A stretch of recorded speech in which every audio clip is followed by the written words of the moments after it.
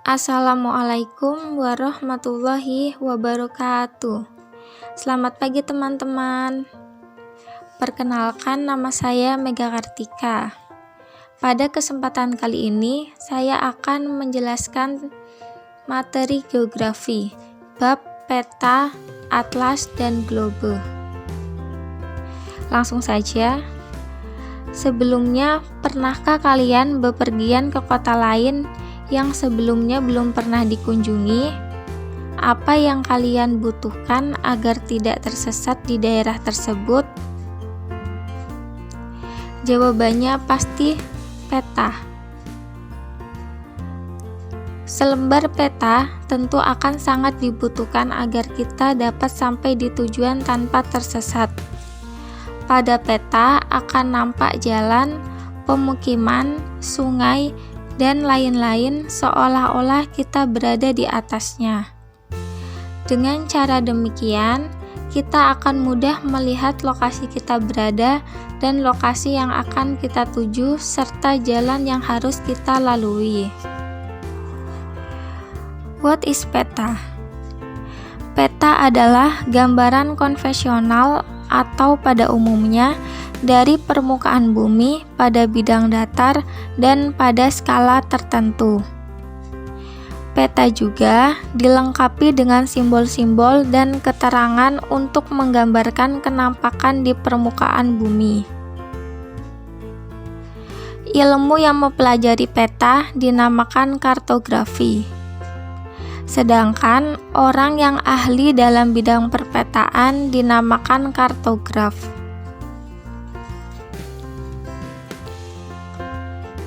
Fungsi atau manfaat peta. Secara umum, fungsi peta adalah untuk 1. Menunjukkan letak suatu tempat di permukaan bumi. 2. Memperlihatkan ukuran, arah, perbandingan jarak, dan luas di permukaan bumi. 3. Membantu dalam melakukan survei yang berhubungan dengan pembangunan jalan, pemukiman, perkebunan, dan tata ruang. 4. Memperlihatkan bentuk pulau, negara, benua, aliran sungai, dan lain-lain. Dan yang kelima, peta dapat digunakan untuk menjelaskan kondisi lingkungan suatu tempat. Selain itu, di lingkungan pendidikan, fungsi peta antara lain sebagai alat peraga, media pembelajaran, alat komunikasi, dan analisis dalam pembelajaran. Selanjutnya yaitu komponen peta. Secara umum, di dalam peta memuat unsur-unsur atau komponen yang terdiri dari 1. Judul, 2. Skala peta, 3. Legenda atau keterangan simbol-simbol, 4. Orientasi atau petunjuk arah, 5. Garis astronomis atau garis lintang dan garis bujur, 6. Inset, 7. Sumber peta dan tahun pembuatan, 8. Garis tepi peta.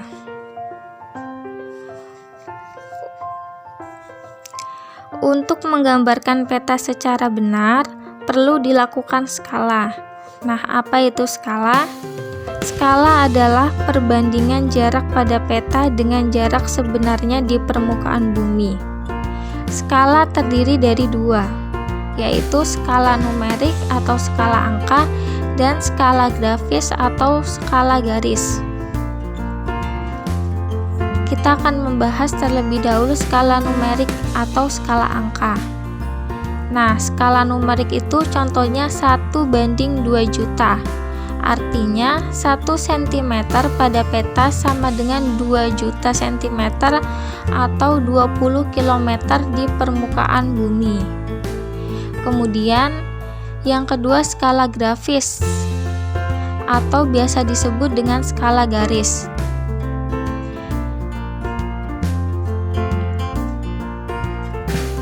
Pada gambar kita dapat melihat adanya garis putih hitam, putih hitam, putih hitam. Nah, jika kita membacanya, Artinya 1 cm pada peta sama dengan 20 km di permukaan bumi. Jika diubah ke dalam skala numerik menjadi 1:2 juta. Kemudian adalah legenda. Legenda adalah keterangan peta. Legenda gunanya memberi keterangan tentang arti simbol. Oleh karena itu, setiap peta perlu dilengkapi dengan legenda, karena merupakan kunci untuk memahami simbol yang tergambar di dalam muka peta. Istilah lain dari legenda adalah keterangan atau petunjuk. Simbol dalam peta terdiri dari simbol titik, simbol garis, dan simbol area. Kita dapat melihatnya dalam slide. Pada simbol titik seperti yang terdapat pada slide, gunung api dilambangkan dengan segitiga, ibu kota provinsi dilambangkan dengan lingkaran, dan ibu kota negara dilambangkan dengan persegi. Kemudian simbol garis, jalan raya disimbolkan dengan garis lurus hitam, sedangkan batas provinsi disimbolkan dengan tanda negatif positif negatif positif. Selanjutnya ada simbol area. Contoh dari simbol area itu adanya bentuk danau, jadi berupa lingkaran namun tidak terlalu lingkaran banget, terus berwarna biru cerah atau biru muda. Sekarang kita beralih ke jenis peta dan bentuk peta. Berdasarkan isinya, jenis peta dibedakan menjadi 2. Yang pertama, peta umum atau topografi, yaitu peta yang menggambarkan segala kenampakan yang ada pada daerah yang dipetakan di permukaan bumi. Kenampakan tersebut berupa unsur alam seperti gunung, sungai, danau, maupun unsur buatan manusia seperti jalan, rel kereta api, dan lain-lain. Kedua, peta khusus atau tematik, yaitu peta yang menggambarkan kenampakan tertentu dari suatu wilayah di permukaan bumi, seperti peta kepadatan penduduk, peta penyebaran hasil tambang, peta iklim, peta curah hujan, dan lain-lain. Selanjutnya, jenis peta dapat dibedakan berdasarkan skalanya. Yang pertama, peta kadaster. Skala antara 1:100 sampai 1:5000. Kedua, peta skala besar, yaitu antara 1:5000 sampai 1:250.000. Ketiga, peta skala sedang, yaitu skala antara 1:250.000 sampai 1:500.000. Keempat, peta skala kecil, yaitu skala antara 1:500.000 sampai 1:1 juta. Dan yang terakhir, kelima, yaitu peta skala geografis, skala lebih dari 1:1 juta. Kemudian bentuk peta dibedakan juga menjadi 2. Yang pertama, peta timbul atau disebut peta relief, yaitu peta yang dibuat berdasarkan bentuk permukaan bumi yang sebenarnya. 2. Peta datar atau peta biasa, yaitu peta yang dibuat pada suatu bidang datar seperti pada kertas. Selain kedua bentuk peta tersebut, ada pula tambahan, yaitu peta digital. Peta digital adalah peta yang tersimpan dalam bentuk harddisk, disket, atau CD dan ditampilkan dengan menggunakan perangkat komputer. Kemudian kita dapat mengetahui objek geografis pada peta. Objek geografis yang menjadi sasaran penelitian dan kemudian dituangkan ke dalam peta terdiri dari 1. Litosfer, antara lain bentuk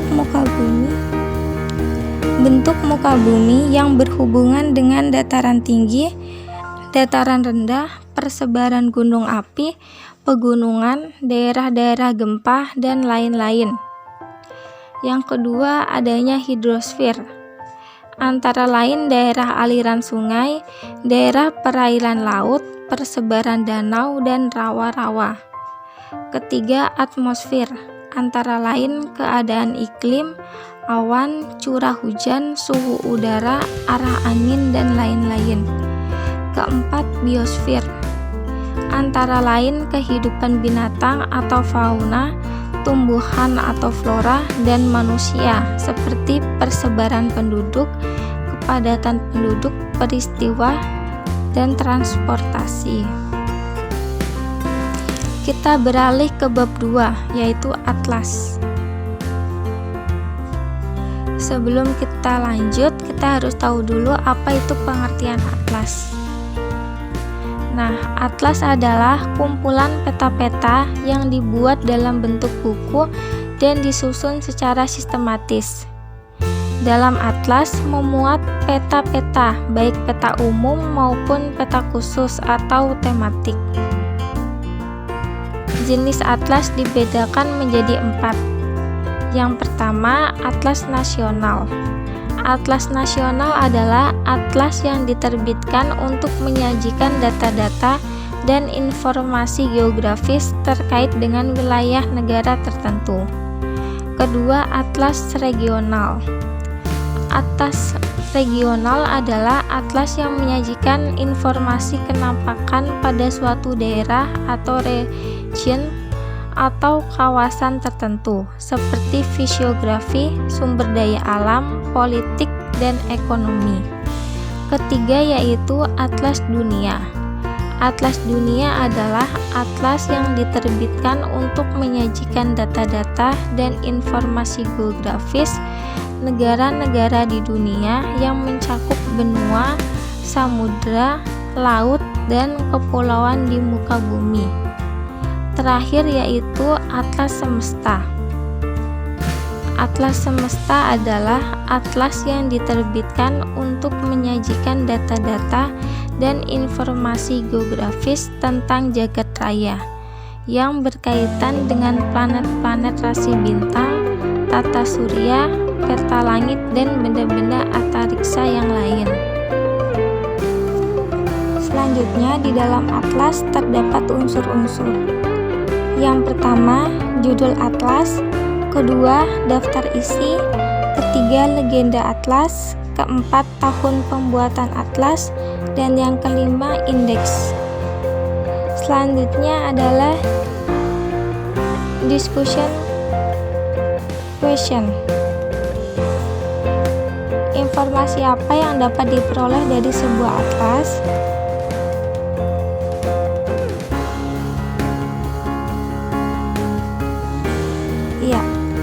Jawabannya adalah atlas merupakan kumpulan peta-peta. Dengan demikian, informasi yang terdapat di dalam atlas tidak jauh berbeda dengan informasi yang terdapat dalam peta. Bedanya ialah dalam atlas kita dapat menemukan informasi yang lebih luas dan lengkap. Kelebihan atlas ialah dilengkapi dengan daftar isi dan indeks. Sedangkan indeks sendiri itu merupakan bagian yang cukup penting. Indeks memudahkan kita mencari pulau, letak gunung, sungai, kota, dan lain sebagainya. Misalnya, pada indeks tertulis P.Sangiran 33A2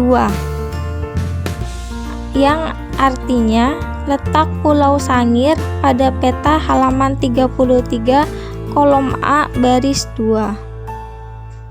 Contoh lagi, dapat juga dalam indeks tertulis A baling, B2 39. Hal ini berarti kota A baling pada atlas tersebut terdapat pada peta halaman 39 serta letaknya pada pertemuan antara kolom AZ B dan garis angka 2.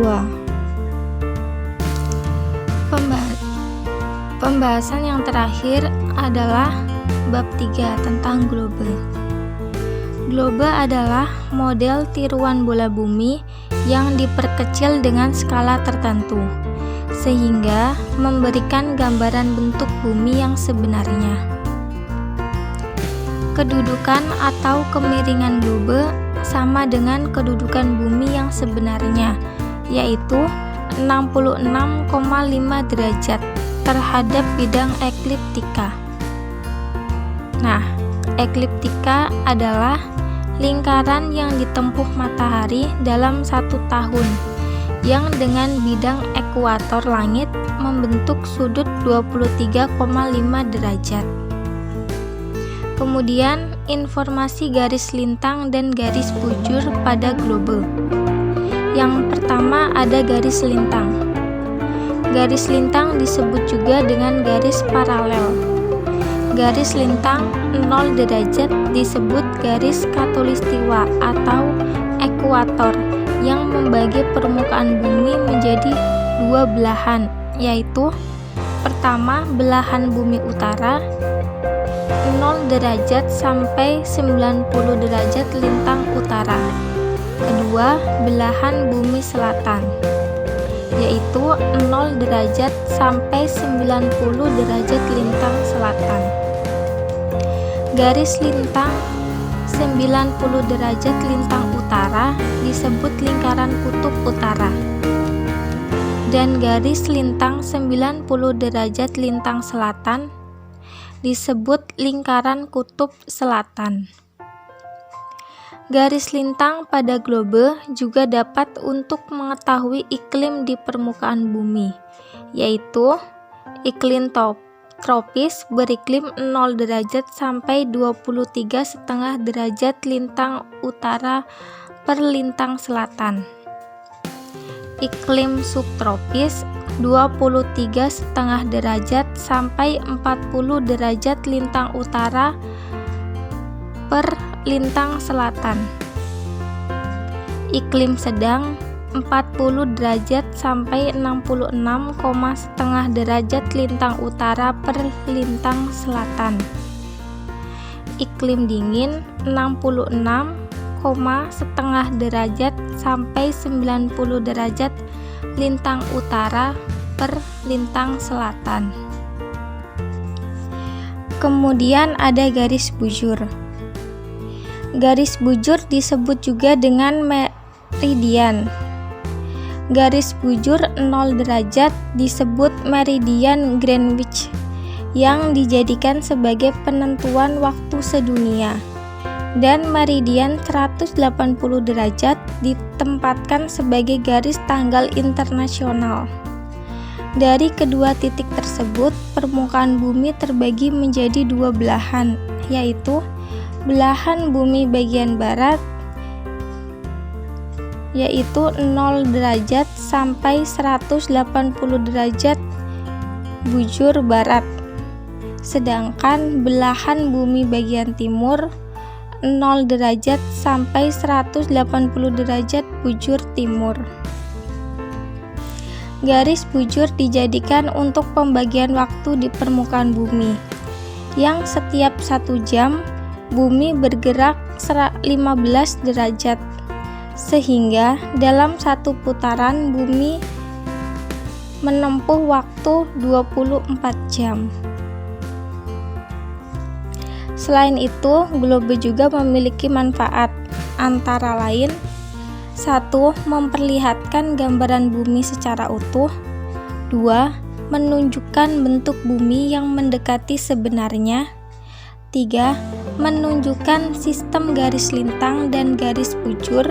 seperti lokasi, iklim, perbedaan waktu. 4. Memperagakan gerak rotasi bumi, yaitu dari barat ke timur. Kelima, memperagakan terjadinya siang dan malam. Keenam, melihat hubungan laut-lautan, samudra-samudra, benua-benua, dan daerah-daerah kutub. Sekilas tentang info globe. Globe berasal dari bahasa Latin, yaitu globus, yang artinya bulatan atau bola. Anaximander sebagai manusia pertama yang menciptakan globe. Globe terbesar dengan diameter 36,5 meter terdapat di Miami atau negara Amerika Serikat. Sebelum kita mengakhiri, kita akan beralih ke kuis atau pertanyaan. Pertanyaannya yaitu true or false, benar atau salah. Oke, kita mulai. Yang pertama, warna kuning pada peta melambangkan daerah kuning. True or false? Iya, true, betul. Kedua, peta yang menggambarkan satu objek geografis disebut peta kadaster. True or false? Ya, false. Karena jawaban yang betul adalah peta umum. 3. Peta curah hujan di Indonesia, termasuk jenis peta khusus atau tematik. True or false?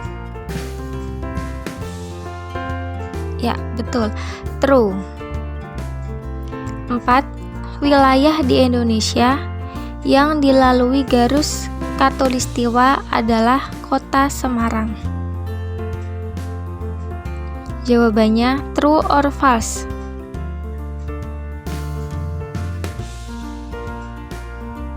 Ya, false. Salah.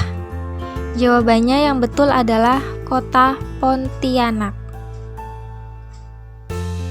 Terakhir, iklim yang berdasarkan pada batas-batas garis lintang disebut dengan iklim tropis. True or false? Betul, true. Oke, terima kasih teman-teman.